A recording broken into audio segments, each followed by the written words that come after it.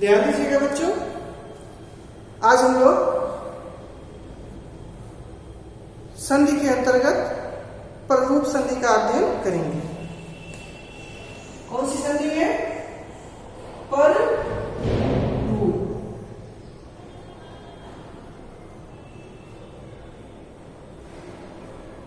पररूप संधि, इस संधि का सूत्र है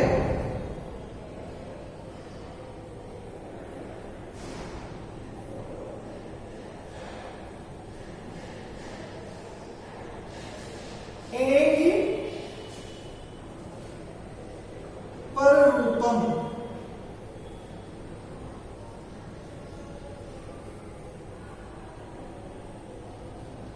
एंग पर रूपम, ये इस संधि का सूत्र है।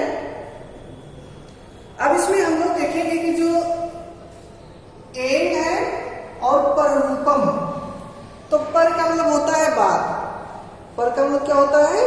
बाद। और एंग का मतलब आपने पढ़ा ही है इससे पहले वाले वीडियो में कि एंग का मतलब होता है ए और ओ, प्रत्याहार।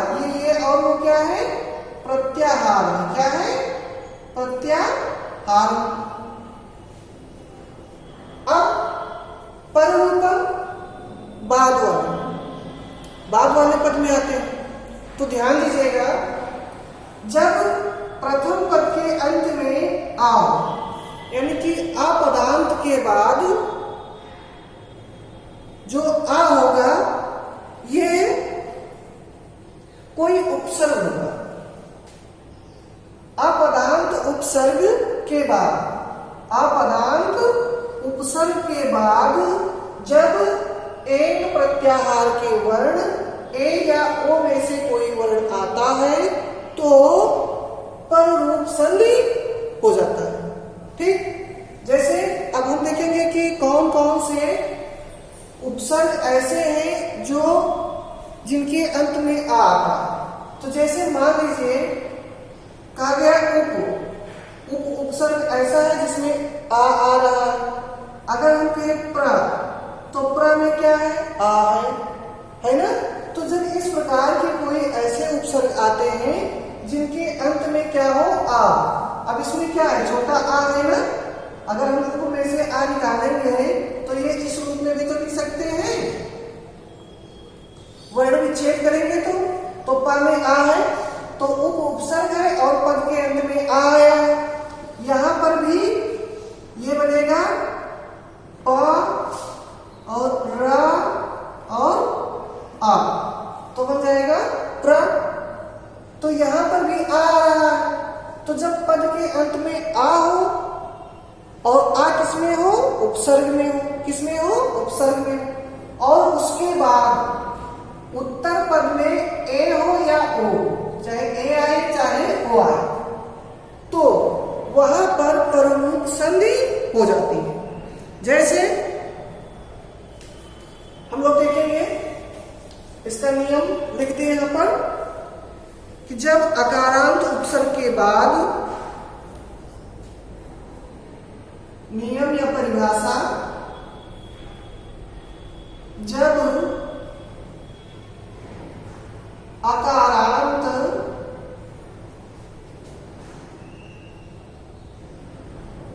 उपसर्ग के बाद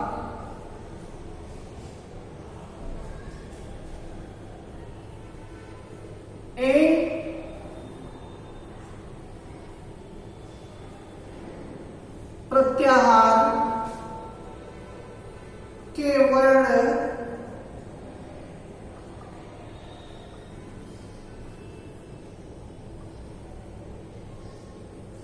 आते हैं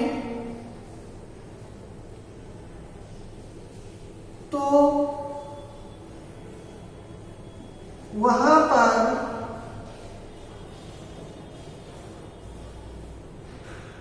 पररूप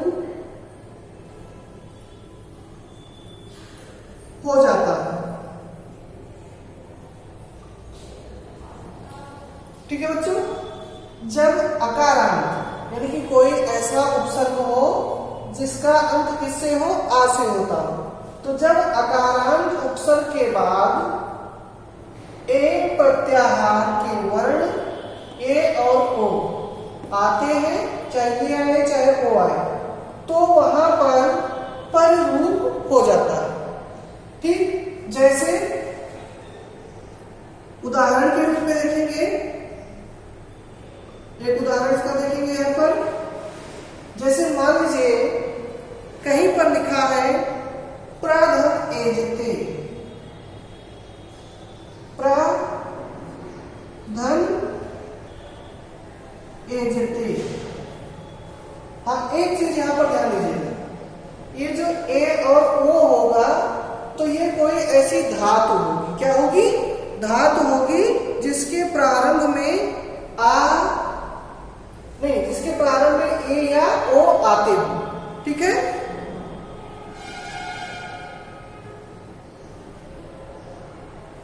इसको यहां पर थोड़ा सही कर लीजिए। ए से प्रारंभ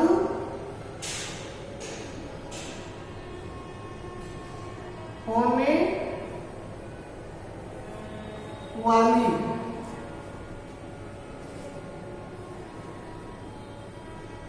धातु के वर्ण ए वो आते हैं तो वहां पर प्ररूप हो जाता है। अब ये ऐसे एक धातु है, इसमें ए प्रारंभ में आया है और इसके पूर्व आ आया। क्या आया है? आया। तो यहाँ पर जो आ और ये होगा ये पर रूप हो जाएगा, बाद वाला हो जाएगा। ऐसे ये बन जाएगा प्रेजते। क्या बन जाएगा? प्रेजते। जैसे अगर आपने देखा होगा कि जब आ के बाद में पढ़ा होगा ना, आ और आ के बाद में गुण संधि में आपने ये तो पढ़ा है कि आ और आ के बाद में जब ई उ री री आते हैं तो वहां पर ये वो अल हो जाता है। तो यहां पर आ तो आ रहा है लेकिन ई उ री नहीं आता है, ए ओ आ रहा है। तो इसलिए यहाँ पर जब एक प्रत्याहार के वर्ण ए और ओ आएंगे और ये किसी धातु के प्रारंभ में आएंगे और उसके पहले वाले पद में आ आएगा तो वहां पर पररूप संधि होगा। ठीक, अब ध्यान दीजिएगा, हम इसके कुछ और अन्य उदाहरणों को देखेंगे।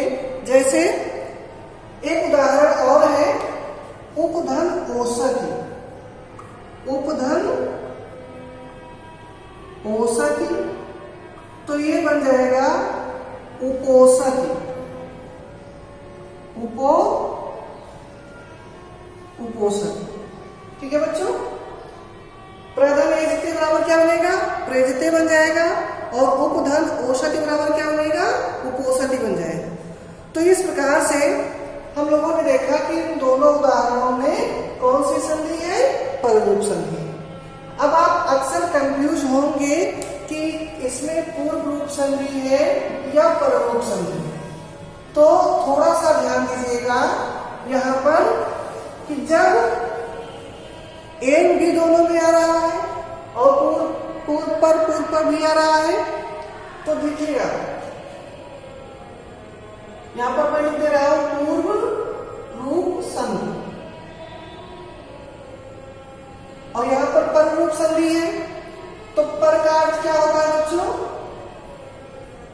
बाद। और पूर्व का क्या अर्थ होता है? पहले या पहला। रूप का मतलब वैसे ही होता है। तो जब अच्छा दोनों में एन आया है ना, एन प्रांतादति और एन पर रूपम आया है ना, दोनों में एन आया है। एन पदांता दति इसमें आया है और इसमें आया है एन पर रूपम, दोनों में एन आया है। तो एन का मतलब आप लोग जान गए हैं, ए और ओ। ठीक, अब कैसे हम पहचान करेंगे कि किसमें पूर्व रूप है किसमें पर रूप है? तो नंबर 1 पर तो हम देखेंगे कि जो ये और वो वर्ण है ये इधर आए हैं कि इधर आए हैं, मतलब पहले पद में आए हैं कि बाद में आए। अगर ए और वो पहले पद में आया, इधर आया, ठीक, ए और वो किस पद में आया है? पहले पद में आया है, तो क्या हो जाएगा? पहले में आया है तो क्या हो जाएगा? पूर्ण रूप हो जाएगा। समझ में आ गया? और यदि यही ए और वो किधर आया है? बाद में आया है, तो क्या हो जाएगा? पररूप हो जाएगा। क्लियर? समझ गए होंगे? अब जैसे उदाहरण देते हैं, यहाँ पर एक मान लीजिए दिया गया को अपी, बताओ, को अपी दिया गया और पूछा गया इसमें कौन सी संधि है? पूर्ण रूप भी दे दिया गया और पररूप भी दे दिया गया। तो आसानी से हम लोग पहचान कर लेंगे। इसको तोड़ दीजिए, को और अपी। अब को पहला पद है, तो जब पहले पद में आएगा, पहला पद यहाँ है, तो पहले पद में कौन सी संधि होगी? पूर्व रूप संधि, पूर्व रूप। और जब यही बाद में आएगा, उपधन औसत, तो उप पहले आया, ओ किस में आया? बाद में आया, तो उपौसत में क्या हो जाएगा? पररूप हो जाएगा। और इसमें क्या हो जाएगा? पूर्व रूप हो जाएगा। ठीक, तो इस प्रकार से अब आप लोग समझ गए होंगे दोनों संधि, और दोनों संधि बहुत ही इंपॉर्टेंट है, महत्वपूर्ण है। आप इन्हें पढ़िएगा। इसमें से अक्सर प्रश्न परीक्षा में भी पूछे जाते हैं, और जो आगे आप कंपटीशन के एग्जाम देंगे उसमें भी पूछा जाएगा। तो इसलिए इसको बहुत ही अच्छे से समझ लीजिए यहाँ पर, कि ताकि बार बार ना पढ़ना पड़े। ओके, तो जहाँ तक मेरा मानना है आप समझ भी गए होंगे, और बहुत ही आसान है। और दूसरे हम इसको ऐसे भी समझ सकते हैं कि पूर्व रूप में क्या आता है? अवग्रह आता है ना। पूर्व रूप में क्या आता है? अवग्रह आता है। तो जब अवग्रह आएगा तो पूर्व रूप हो जाएगा, और अवग्रह नहीं आएगा तो पररूप हो जाएगा। ठीक, ओके, धन्यवाद वीडियो सुनने के लिए, देखने के लिए।